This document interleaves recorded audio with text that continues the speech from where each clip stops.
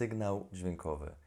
Jednym z elementów, jakie należy sprawdzić na egzaminie, jeżeli zostanie dla nas wylosowany, to sygnał dźwiękowy.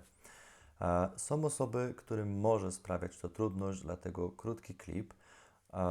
Aby uruchomić sygnał dźwiękowy, zobaczcie, mamy kierownicę, mamy symbol sygnału dźwiękowego. Wystarczy, że naciśniemy ręką na środek kierownicy, uruchamiając sygnał dźwiękowy.